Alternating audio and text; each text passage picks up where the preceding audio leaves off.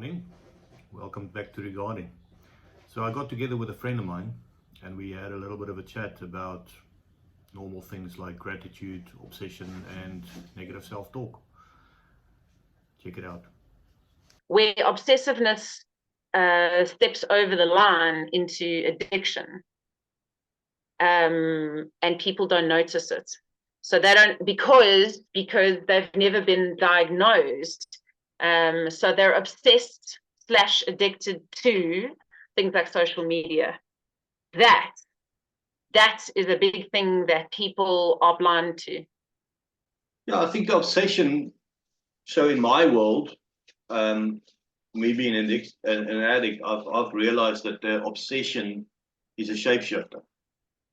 And the obsession we used to be with drinking and then drugs, and then Yes.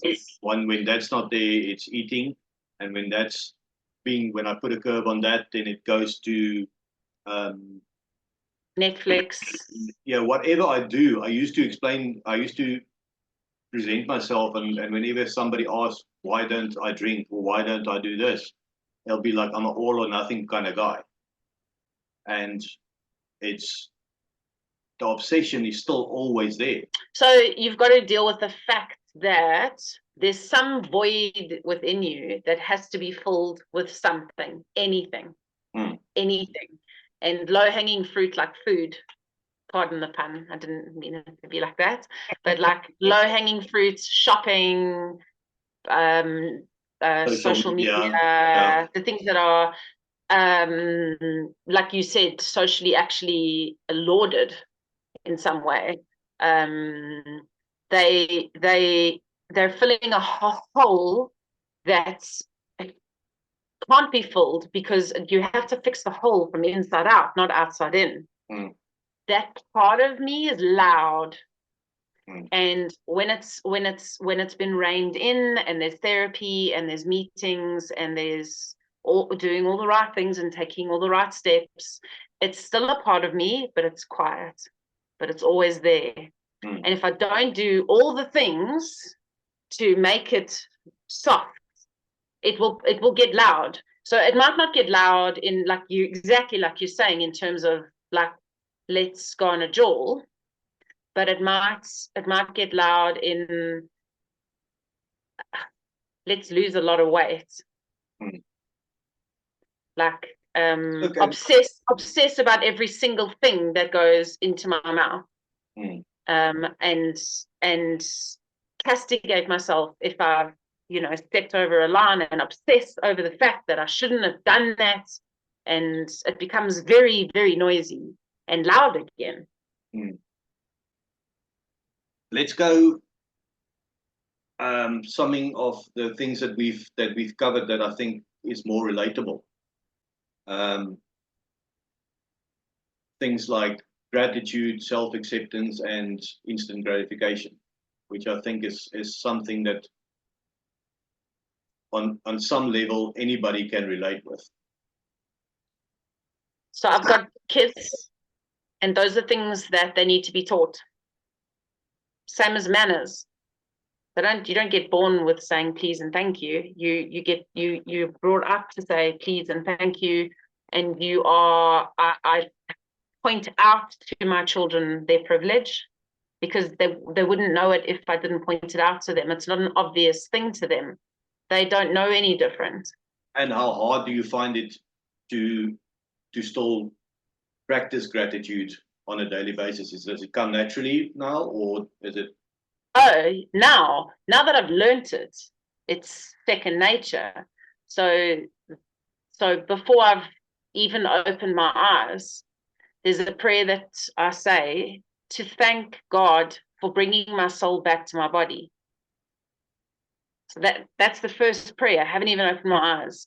That's gratitude, because the belief is that when you go to sleep, a part of your soul leaves your body, and it's not because you're lucky that you woke up. It's because God, you say thank you, thank you. You were granted another day on earth. So that's the first prayer. Thank you, God, for bringing my soul back to my body so that I can have another day on earth. So how entrenched is it before I've even opened my eyes? And then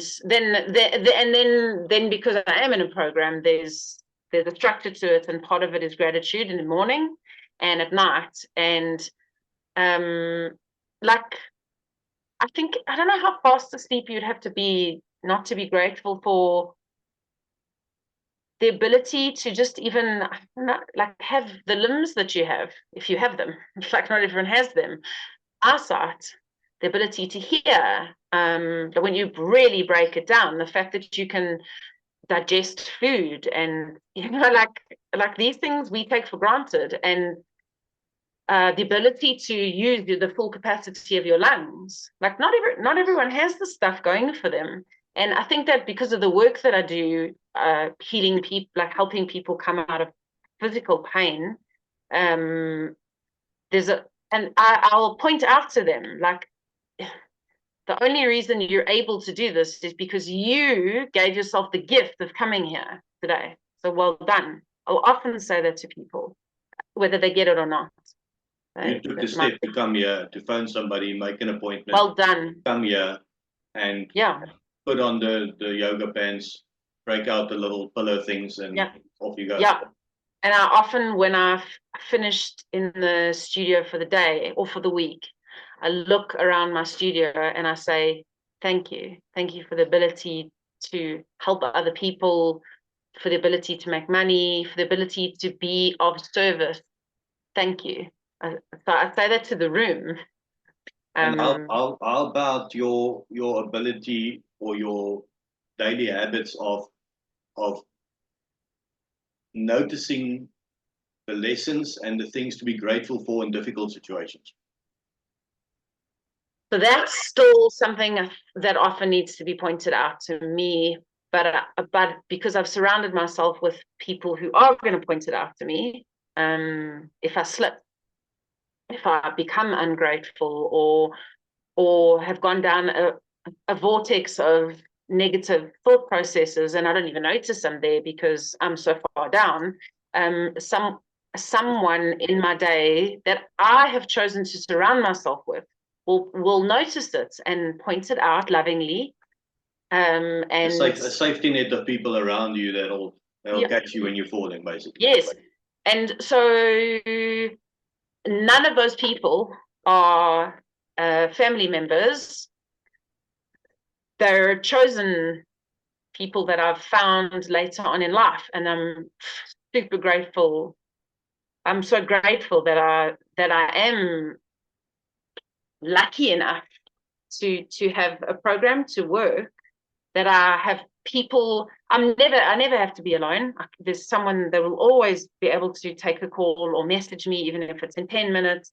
And because I write a daily inventory, someone is on the other side reading it, noticing like you're slipping here, or it's so easy for me to have negative self-talk. But I will then abuse myself and castigate myself, and like you shouldn't have done this, you shouldn't have said that, and I'm getting better at that stuff.